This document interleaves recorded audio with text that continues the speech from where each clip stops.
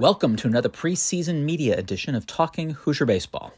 Today is Wednesday, February 5th, 2025. Indiana baseball is just 9 days away from opening the season in Surprise, Arizona. On Wednesday, after practice at Mellencamp Pavilion, thanks to the rain, the media caught up with 4 players: sophomore second baseman Jasen Oliver, freshman outfielder Hogan Denny, senior left-handed pitcher Ryan Kraft, and redshirt sophomore right-handed pitcher Jacob Vogel. Head coach Jeff Mercer wrapped up the session, shedding more light on the pitching expectations for 2025. Ryan, you were pretty impressive in the Northwood League in the summer. Can you kind of talk about what you accomplished there and what you think you can bring into the spring from that? Yeah, I filled up the zone there, limited the walks, which was huge. Got the confidence behind me, so I was able to throw a lot of innings this summer, so hopefully just keep rolling that into this year, so it's good. What are the keys for you this year? I think being able to land off speed in any count, that would be huge this year. Last year kind of struggled with that. I'll be able to get my off speed for strikes and kind of play off the bat and do whatever you need.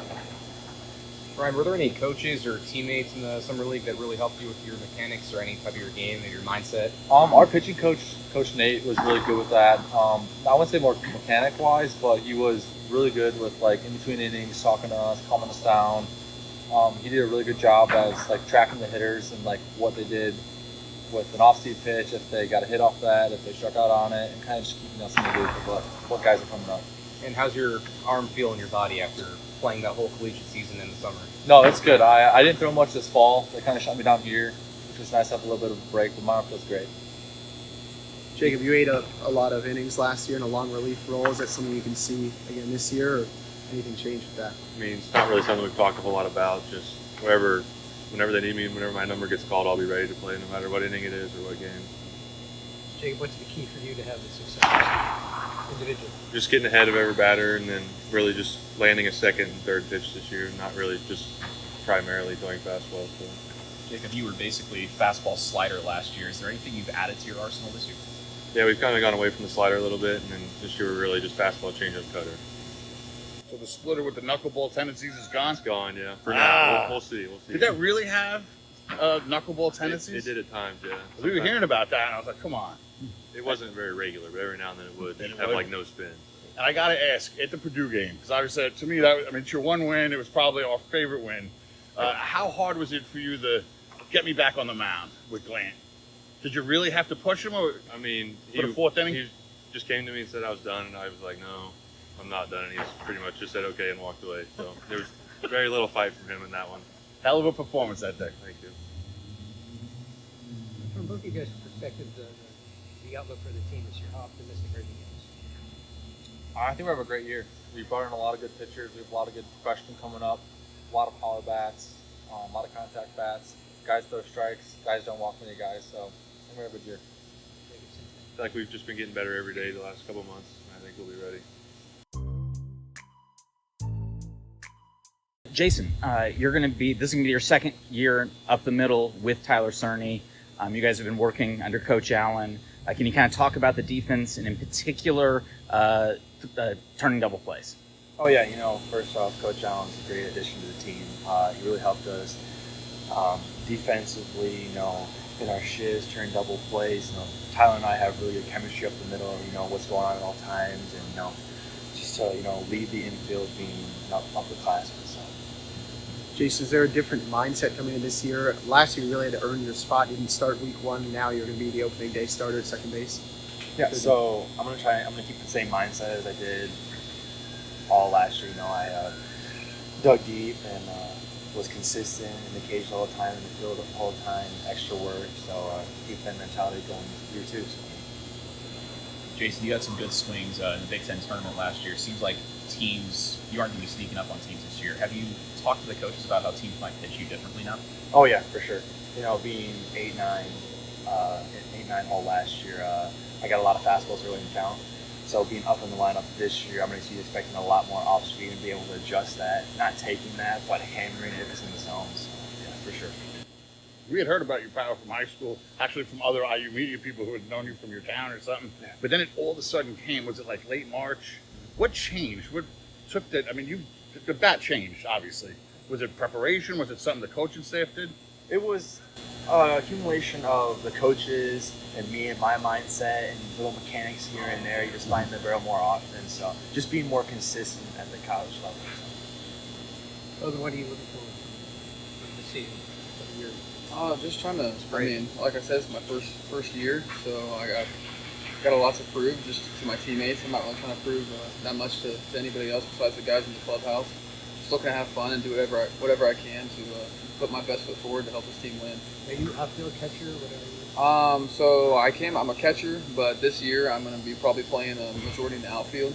Like I said, just trying to play whatever position is best for this team. In Mooresville, I saw you played quarterback, some basketball. Why did you decide to stick with baseball?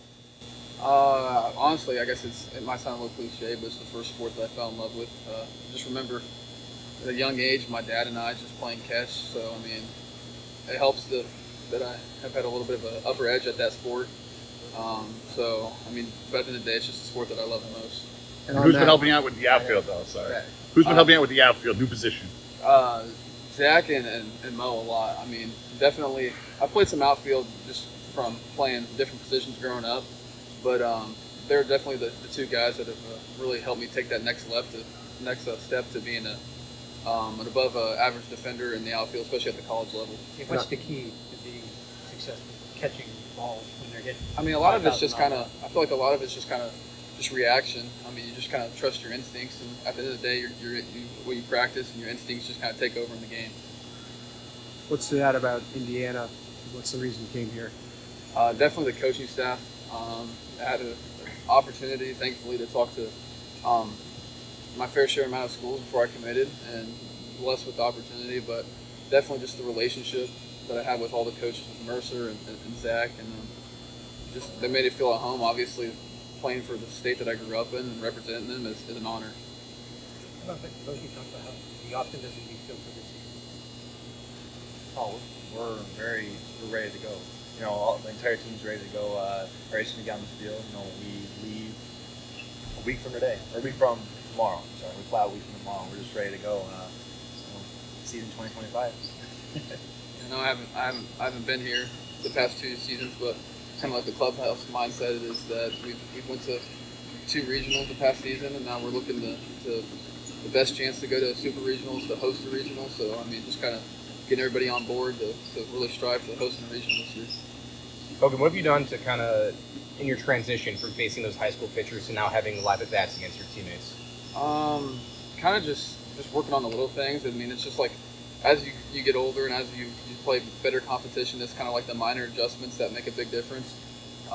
Thankfully, I was lucky enough to play some pretty good competition in summer ball. So I'm definitely it's kind of just second nature. Just like I said earlier, just the instincts. But I mean, just kind of honing on the little things. Was there anything you had to change in like how you load or where you put your bat when you adjusted? Yeah, I would say my hands are a bit higher than they usually were in high school. As I load, just working about my hands, like kind of staying back and not letting them drop. That's pretty much the main thing that I've worked on. Jason hasn't been with the new first baseman. It looks like Jake's going to be taking over at first. Oh, yeah, you know, and it's an infielder's dream to have not only a first baseman but a big first baseman that can, you know, pick some balls and make the infielders look good. So we love having him over there. Anything else for these two? All right. Jason, what's your favorite color? Pink. No, there's no more important questions in that one. So That's pretty much sums it all up. Do you like the pink camos then? Yes. Okay. Yes. They're one of my favorites. All right, Coach. In the first 6 days, you're going to have 45 innings for your pitchers to cover. Can you kind of talk about the plan and are you guys feeling like you've got enough to be able to cover all those innings? Yeah, you know, whether we like it or not, they're going to come. So no, I feel good. I would say, you know, I feel more like we did probably 2 years ago. Certainly with the injuries earlier last year, it kind of pushed behind until we kind of got right down the stretch. But yeah, I feel like we're in the position where we've got more 3 to 5 inning guys that can give us a little bit of. You know, we're not expecting 6, 7, 8 inning starts, but we've got, you know, you feel like 12, 14 guys that could go, you know, 6 to 12 to 15 outs at a time and be able to put it together. So, you certainly feel good about the first, 2 to 3 games. recovering pretty easily. And then obviously you get into that fourth game, which is a bit unique. But having it on a Monday does give you a chance potentially to be able to bring somebody back from Friday if you have a chance to do that. So that makes you feel good about that. And then you've got that midweek coming up again. So having a little bit of distance between them, I feel fine. I feel good about it. You know, we need that next group of young guys. You need, you know, Bonner coming back from injury, had a good one today and had a good one on Sunday. You need Rushing's had back-to-back really good ones. Bennis has had some good ones here. He's going to show some life. And then you need some of those young guys. You need Brummel and Thomas and some of those guys that are going to have a chance to really help. They've got good stuff. If you can get them off to a good start, that would really cover those things pretty easily, I think. What are you seeing from Hogan, and what are you looking for from him?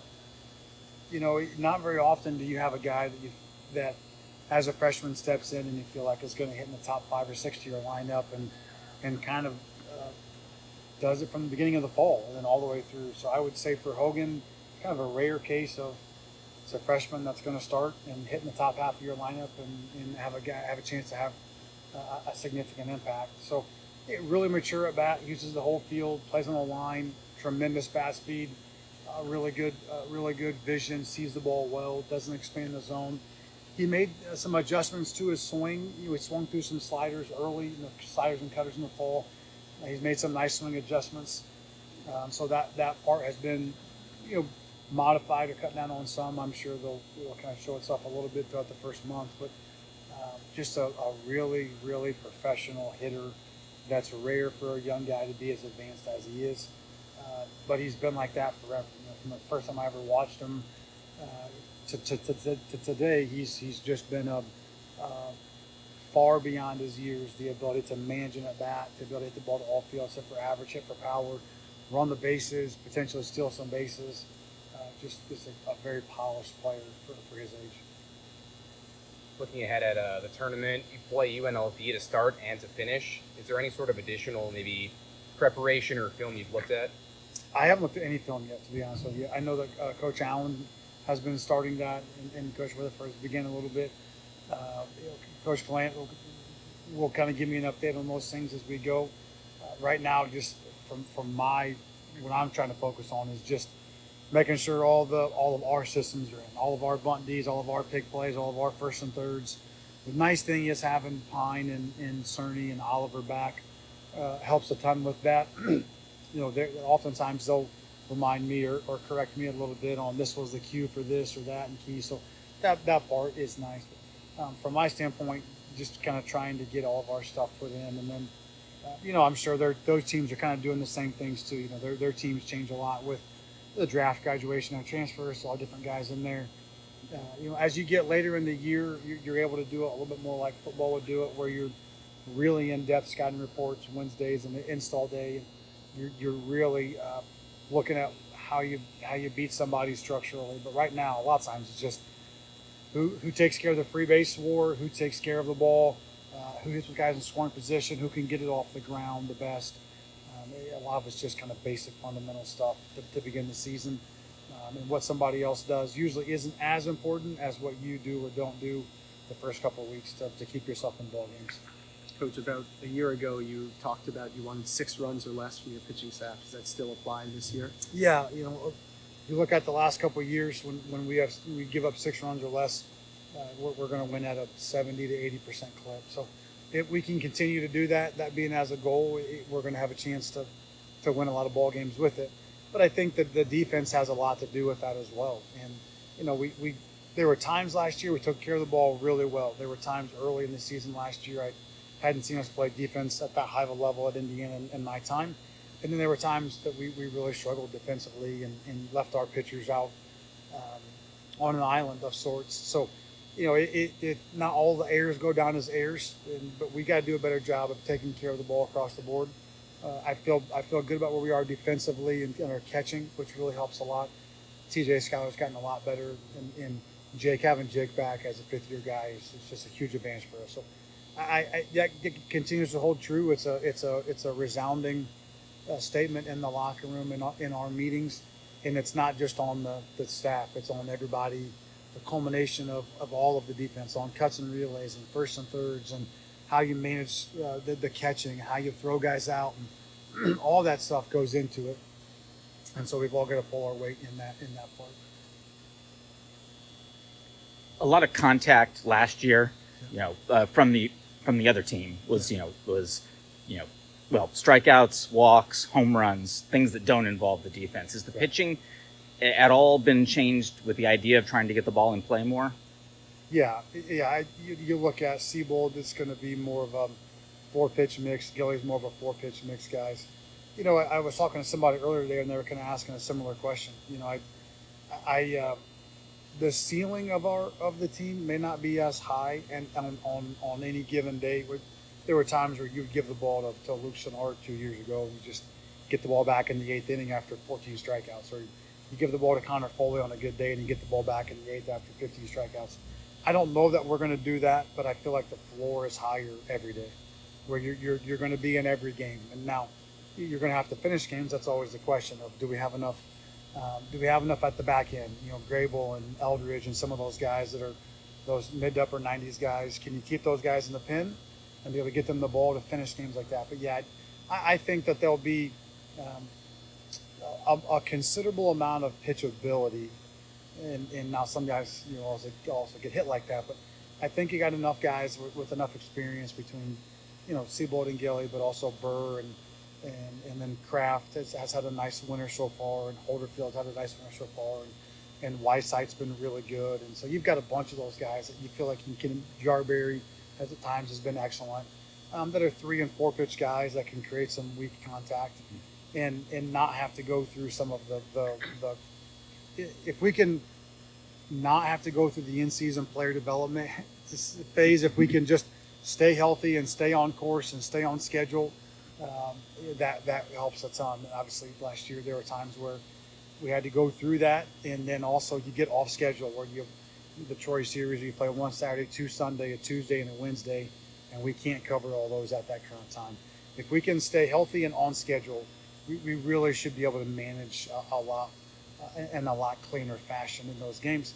But at the same time, if you lose by 10 runs or by 1 run, it's a loss. And so we got to be able to finish games and have the stuff where you can keep games closer, but you got to be able to finish them and win them and at the same time. So that will be the thing too, is that do we have enough? Can we keep those? Can we keep the bullpen guys in the bullpen and get quality innings in those first 6 innings to keep your back end? Because if we can keep Eldridge where he's at, if you can keep Whiteside where he's at in the pen, if you can keep Grable in the pen, I mean, you're going to look up in the game. It's a 6-inning game. It's a 5-inning game, and that's what we would like to be able to do.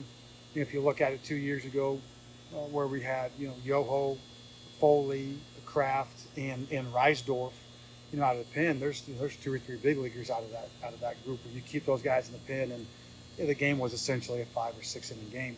We'd like to be able to go back and do that, and I think there's a real path for us to do it with some of the guys that we have. If you can keep them there. And if you have to pull somebody out of there to be a starter, there are times Ben Grable has just been enough ahead of schedule where it's kind of made you stop and think there's a real chance that, he could start. I don't think I've said that before about a guy 11 and a half months off Tommy John. It's just we're in a little bit of uncharted territory with him getting, he's at 3 innings right now and holding his stuff. So you like to keep those guys in the pen and nail down the wins that are supposed to be wins and keep you more balanced. Just stay healthy and stay on schedule. Think about the rotation last year. It was really just kind of Bothwell and Foley and then whoever was left on Sunday. As far as the rotation goes this year, is it shaping up any particular way? I would say, as of today, probably Seabold and Gilly and a little bit of TBD. But you do have probably 3 or 4 guys that would be I don't think anybody would be shocked if at some point ADP was a starter. Yarberry at times I thought would be a very nice weekend starter. Kraft has shown the ability to start. So Grable could do that. So this weekend will really tell a lot. We'll really be able to tell a lot, I think. It wouldn't shock me if we went a couple of those guys. I think we feel pretty confident about the Seabold Gilly guy, as a for sure at some point. It wouldn't shock me to be a TBD and then kind of see what we have a chance to win early. But I do think we'll have a pretty firm rotation. I think we have enough guys where guys will cement in themselves in their roles, and we'll have a pretty firm rotation once we get probably closer to conference play. As far as the schedule, I know a lot of times through the years you've had a concern or a worry about like the post-Christmas. Like, how has this crew done since they've gotten back with the focus? I know you hate losing them for the Christmas break. And then what have they been doing? Yeah. Like, how's this group done coming back with only a week to go? Yeah, I think fine. Coach Glant did a little bit different scheduling-wise, where guys are worked up further, so pitch counts are higher. It's also a more senior-laden group. You got 5 or 7 of those, 4th, 5th, 6th year seniors, and so those guys are less in like the pitch design and more in the just getting their pitch counts up. So that part helps when you've got older guys that are in getting 50, 60, 70, 80 pitches off on a weekend. Keeps guys engaged where you can play and be involved in games and whatnot. So that helps. And anytime that you take on the challenge of coaching prospects, which is a decision that you make, right? When you go through and you recruit high-level high school players, you can take them to the draft process, and when you get to that junior year, if you got 6, 8, 10 guys that are in their junior year, that's an animal you got to manage. And this year's draft guys are managing that really well. They're good kids. They're low maintenance. It's not pulling teeth to get guys to work the way they need to work. So I feel good about it. It doesn't mean that we'll win, but I do feel good. Like we could run out and play baseball this weekend, and I'm glad we have another week. But I feel like we could run out and play baseball this weekend and be fine. I don't think we need like an attitude adjustment or anything where sometimes you feel like you kind of, hey, let's stay locked in, let's stay focused. We did today's a miserable practice plan, right? Where you got bunties and first and thirds and the picks and all that stuff. And those guys were focused and ready to go and communicative and really good. So if you can practice inside for 2 hours on team defense, you feel like your group's pretty mature. So I thought they were in a good spot and ready to go. The program is planning one more media session next week before the team flies to Arizona.